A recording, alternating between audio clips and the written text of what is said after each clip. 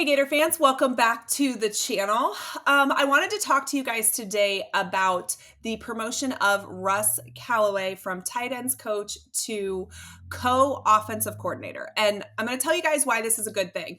But first of all, I know what some of you are thinking. I've read it on the message boards. I've seen it on social media. I know that there's a lot of our fan base that is disappointed with the fact that this was the move Billy chose to make.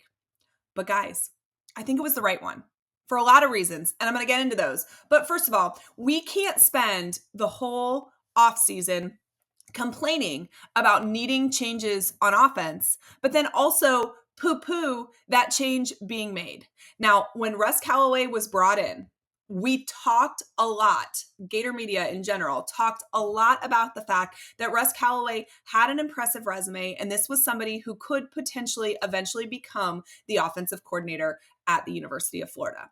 He has a lot of experience for only being 35 years old. He came to us from the New York Giants, where he was an offensive assistant. He also spent time at LSU, at Alabama, but he spent 5 years at Samford, where he served as the offensive coordinator and the quarterbacks coach, even coached the wide receivers a little bit. So he's got a lot of experience on, all facets of the offensive side of the ball. He knows Billy's system. They're familiar with each other. We know that Billy needed to improve on offense. Florida averaged a tick over 30 points a game. This is just not good enough. When you take out the games against some of Florida's lesser opponents, that number drops substantially. And we know that 30 points per game isn't good enough because we can look at what all of the offenses averaged for the teams that played in a New Year's Six Bowl. Ohio State averaged 34 points a game. That is the least number of points per game that any of those teams that played in those games averaged. So Florida's going to have to improve that number if a New Year's Six Bowl is a goal, which obviously it should always be a goal. But Coach Napier was kind of in a rough spot, right? The offense has to improve. Overall, though, more importantly, the win-loss columns had to improve. He's headed into year 3. It is widely thought that this is a do or die year for Coach Napier. So that makes hiring an offensive coordinator really, really difficult. You are going to say to somebody, hey, I need you to come in. Oh, by the way, you may only have 1 year. That's going to be a hard sell to any big name across the country. But let's say you do pull that off, right? And you hire this offensive mastermind from somewhere else. Is a year enough time to come in and install an entirely new system in time to win those games in year 3? That also seems unlikely. So how does Billy Napier get to see year 4? The defense improves a lot.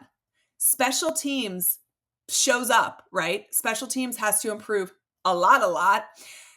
And you score some more points on offense, which probably comes from just some better timed play calling. So knowing that that's probably the formula for success for UF, hiring Russ Callaway makes perfect sense. He's familiar with the system. The players are familiar with them.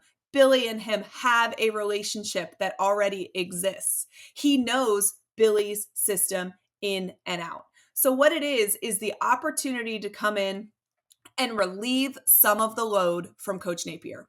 We don't know if Russ Callaway will be calling plays or not. That may continue to fall just on Billy. But we know that he can help relieve some of the pressure in other areas, which then frees Billy up to call plays if that's what he is going to continue to do. Russ Callaway was a quarterbacks coach for multiple years. He's worked with the wide receivers. He's been an offensive play caller. What a great person to have involved in the scheming of this and the everyday coaching that goes on in practice. Honestly, it's a no-brainer on Napier's part. The other aspect of this that I find really interesting is that Russ Callaway is a hot name on coaching boards. I know for a fact that there were multiple top programs that made a run for him this offseason. So when that happens and you want to hold on to that coach, what do? You promote him. So when you add that co-offensive coordinator tag to that title, it gives him more responsibility. It potentially gives him more money. It's a resume builder. It's what keeps your coaches in place at your university. Now, I know you guys are saying co-offensive coordinator. Who is he the co-offensive coordinator with? And I think that a lot of people think that it's Napier, but it's not. Rob Sale has actually always had the co-offensive coordinator title. We know that Rob Sale doesn't call plays. It's been Napier all along. But Callaway has a history of play calling. So he has the ability to maybe situationally call plays for Florida, or at the very least, be even more involved in those scripting of plays that happens, be on the headset, weigh in on what should be called, be another voice of reason for Napier to bounce things off of. And I think all of this is a positive thing. Year 3 is potentially a do or die year for Napier. They have got to figure out a way to finish with a winning record and get to a bowl game. That buys you year 4. That gives you time to continue to follow the plan that you put in place year 1. You've got to do enough to get to that point. And I honestly think getting Russ Callaway that much more involved in the offense can help get you there. It can help get you there schematically, but it can also help get you there from a time management perspective of Coach Napier. He wears a lot of hats. He has a lot of responsibilities, but he made some big moves this offseason to take some of those hats off. I know people kind of poo-pooed another special teams analyst, but we hired someone with tons of experience who is a special teams guru. That guy's going to carry the majority of the load, as opposed to Coach Napier, right? Or as opposed to, analysts that have been in the game only a few years. That's an upgrade at that position. Couple that with adding Callaway as a co-offensive coordinator and allowing him more involvement in how the offense is run. It honestly probably comes with more recruiting responsibility as well, which is just another plate taken off of the stack in front of Coach Napier.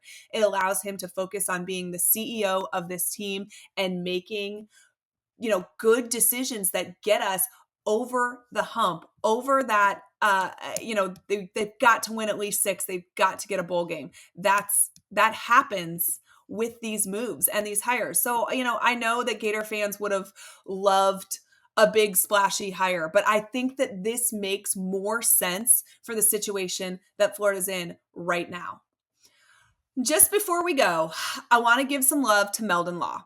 If you are in Gainesville or Ocala, Fort Lauderdale, or Lake City, and you're either in a car, truck, or motorcycle accident, your consultations with Meldon Law are absolutely free. They have been serving Florida since 1971, and they are a proud partner and supporter of all Florida Gator athletics. Check out this really quick video of theirs. After the car accident, your personal life takes a toll when you have major injuries. Being a mother of 3 kids, having to work, it became overwhelming. Didn't know what was going to be my outcome, but Meldon Law actually, they went above and beyond. At Meldon Law, we're not just your legal team, we're your support system. You do not have to go through this alone. At Meldon Law, we won't back down. All right, guys, ultimately, we will see how good of a move this was by Coach Napier once the season officially kicks off. But for now, I think that this was a move that a lot of people were calling for. I think it's the move that makes the most sense given what's going on. It also keeps Callaway in Gainesville. All of those things are huge positives. As always, thanks for watching, and go Gators.